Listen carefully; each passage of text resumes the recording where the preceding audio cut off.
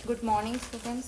हमारे आज के इस वीडियो में हम पढ़ेंगे ह्यूमन रेस्पिरेटरी सिस्टम के बारे में, जिसको हम हिंदी में बोलते हैं मानव श्वसन तंत्र। इसकी स्टार्टिंग हम देख रहे हैं कहाँ से होती है, नेज़ल कैविटी से, यानी नासा गुहा। तो जैसा कि आप जानते ही हैं कि रेस्पिरेटरी सिस्टम में हम जब एयर अपने अंदर लेते हैं तो वो हम लेते हैं नोज़ से। ठीक है, तो नोज़ के यहाँ पे स्टार्टिंग में जो होते हैं वो होते हैं नॉस्ट्रिल्स, जिनको हम हिंदी में बोलते हैं नथुने। ठीक है, यहाँ पर क्या है, नॉस्ट्रिल्स, जिनको हम हिंदी में कहते हैं नथुने।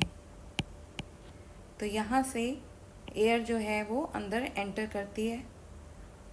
इसमें नॉस्ट्रिल्स में छोटे छोटे बाल होते हैं जो एयर के साथ आने वाले डस्ट पार्टिकल्स यानी धूल मिट्टी के कणों को रोक लेते हैं।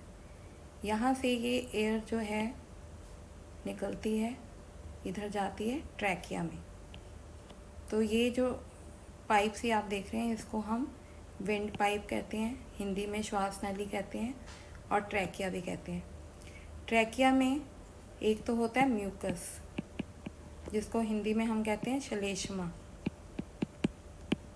और इसमें छोटे छोटे बाल होते हैं जिनको बोलते हैं सीलिया।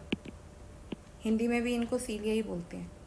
तो इसके अंदर म्यूकस और सीलिया हैं ट्रैकिया में, जो एयर को फिल्टर करते हैं लंग्स में जाने से पहले। ये दो हमारे लंग्स हैं, ये लेफ़्ट लंग है, ये राइट लंग है। इसके अंदर एयर जाने से पहले ये ट्रैकिया से फिल्टर हो जाती है एयर। वहाँ पर ये जो ट्रैकिया है ये दो आप देख रहे हो ट्यूब्स में डिवाइड हो जाता है, जिनको हम बोलते हैं ब्रोंकाई यानी श्वसनी। ये जो ब्रोंकाई है ये लंग्स के अंदर जब ले जाते हैं तो ये फर्दर छोटी छोटी ब्रांचेस में डिवाइड हो जाते हैं। जैसे ट्री की ब्रांचेस होती हैं छोटी छोटी, आप देख रहे हैं, ऐसे ये छोटी छोटी ब्रांचेस में डिवाइड हो गए हैं, जिनको बोलते हैं ब्रोंकियोल्स या श्वसनिका। श्वसनिका के एंड पर जो ये छोटे छोटे डॉट्स देख रहे हैं आप, ये बैलून गुब्बारे जैसे स्ट्रक्चर होते हैं, इनको बोलते हैं एल्वियोलाई। यहाँ पर गैसेस का आदान प्रदान होता है, यानी कि गैसियस एक्सचेंज इस जगह पर होता है एल्वियोलाई में। ठीक है बेटा, और ये सारा पोर्शन आपको पता ही है, लंग्स और हार्ट हमारे कहाँ होते हैं, चेस्ट कैविटी में।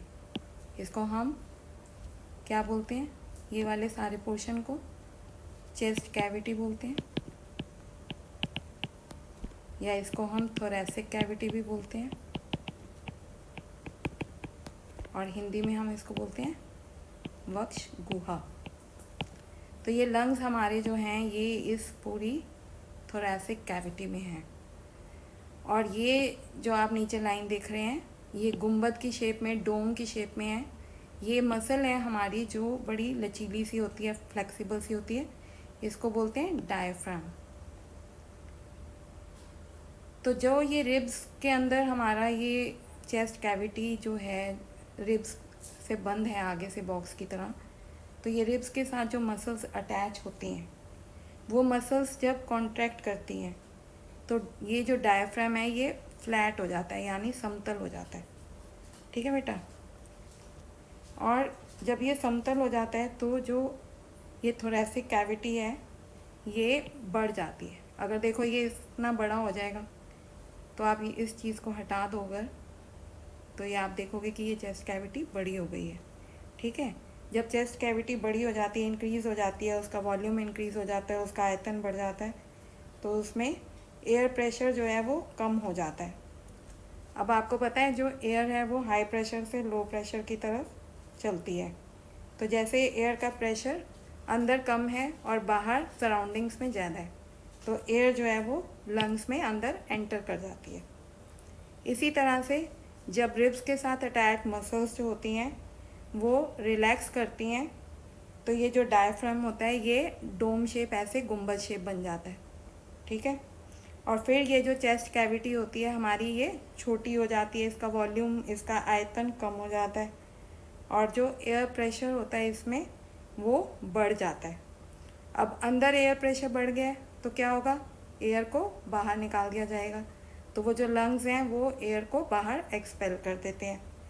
तो ये जो एयर अंदर लेने वाला प्रोसेस है इसको हम बोलते हैं इनहेलेशन, और जो एयर बाहर निकालने वाला प्रोसेस होता है उसको हम बोलते हैं एक्सहेलेशन। तो आई होप कि अब ये आपको ह्यूमन रेस्पिरेटरी सिस्टम, मानव श्वसन तंत्र अच्छे से समझ आ गया हो।